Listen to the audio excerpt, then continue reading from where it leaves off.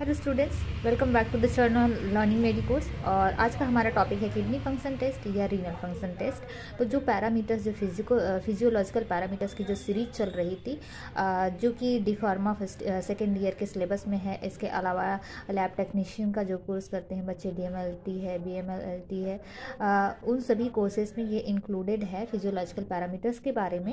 तो हम जो सीरीज़ में हमने पहले देखा कि ब्लड प्रेशर कैसे चेक करते हैं, रेस्पिरेटरी रेट, पल्स है, ये सारे फिजियोलॉजिकल पैरामीटर्स हम कैसे चेक करते हैं। उसके बाद यूरिन टेस्ट के बारे में देखा, लीवर फंक्शन टेस्ट को डिटेल में हमने देखा। और ये टॉपिक एक रह गया था इसमें, किडनी फंक्शन टेस्ट। तो उम्मीद है आपको बाकी जो वीडियोस हैं वो पसंद आए होंगे। और जो नए व्यूअर्स हैं जिन्हें वो वीडियो नहीं देखा है, तो मैं रिक्वेस्ट करूँगी कि एक बार वो वीडियो ज़रूर देखें, ताकि बाकी पैरामीटर्स भी आपको आसानी से समझ में आ जाए। और उसका लिंक मैं कमेंट बॉक्स में डाल दूँगी। तो आज ये स्टार्ट करते हैं यहाँ पे किडनी फंक्शन टेस्ट। तो किडनी फंक्शन टेस्ट में जो सारे पैरामीटर्स हैं वो टेस्ट होते हैं ब्लड के सीरम से, या फिर सीरम का जो टेस्ट होता है। इसमें हम सबसे पहले देखेंगे यूरिया। तो यूरिया का नॉर्मल रेंज कितना होता है, 21 से 43 मिलीग्राम्स पर डेसीलीटर्स में। और इसके बाद देखेंगे क्रिएटिनिन, ये होना चाहिए लेस देन 0.90 mg पर DL। तो ये जो सारे पैरामीटर्स हैं, सबसे पहले हम जान लें कि ये जो पैरामीटर्स हमें टेस्ट करते हैं तो हमें क्या जानकारी मिलती है या इसका सिग्निफिकेंस क्या है।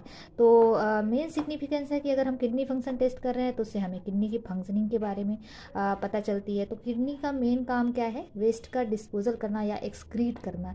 एक्सक्रीटरी ऑर्गन है जो किडनी है, तो हमारे बॉडी से वेस्ट को रिमूव करता है जब कभी इसका फंक्शन डिस्टर्ब हो जाता है, मेटाबॉलिज्म बॉडी में कहीं डिस्टर्ब हो जाता है, कोई पुरानी बीमारी होती है तब भी इसका फंक्शन डिस्टर्ब होता है। और बहुत सारे रीजन हैं, जैसे कोई हार्ट की कोई मेजर प्रॉब्लम है, ब्रेन की प्रॉब्लम है, कोई मेजर डिसीज़ है, मेजर इलनेस है, तब वो हमारा जो है किडनी है जो उसका फिल्ट्रेशन सिस्टम काम नहीं करता, या मेनली जो देखिए जो ग्लोमेरुलर फिल्ट्रेशन रेट है वो डिस्टर्ब होता है हमारी किडनीज में। तो उसके कारण ये जो सारे जो पैरामीटर्स हैं ये अप एंड डाउन हो जाते हैं, या ब्लड में इनकी वैल्यू कम या ज़्यादा हो जाती है। तो किडनी फंक्शन टेस्ट से हमें रीनल डिसीज़ के अलावा हार्ट डिसीज़ के बारे में भी कुछ जानकारी मिलती है, या फिर बॉडी में कोई पुरानी बीमारी है, क्रोनिक इलनेस है, उसके बारे में पता चलता है।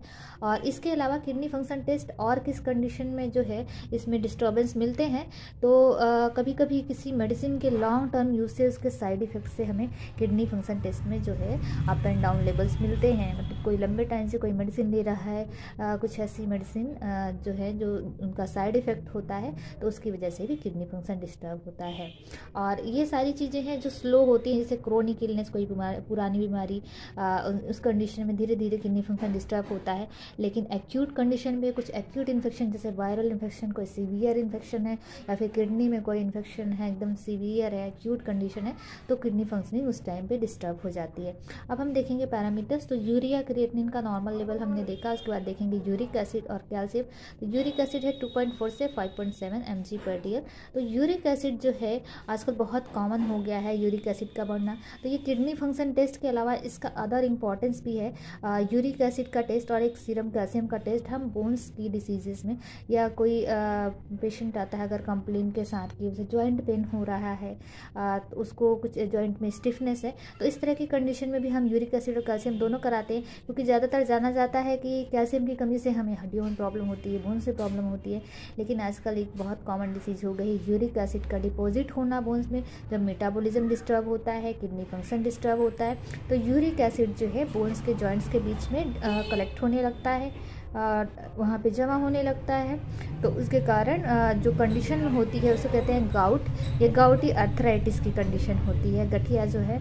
तो यूरिक एसिड और कैल्शियम का इंपॉर्टेंट है बोन डिसीज़ में, आर्थराइटिस केसेस में यूरिक एसिड का गाउटी अर्थराइटिस। एंड कैल्शियम जो है लेवल कम होना, तो हड्डियाँ कमज़ोर हो जाती हैं, उसमें ऑस्टियोपोरोसिस होता है। उसके बाद फिर जो है ऑस्टियोआर्थराइटिस की कंडीशन आती है। फिर इसके बाद हम देखेंगे फास्फोरस है।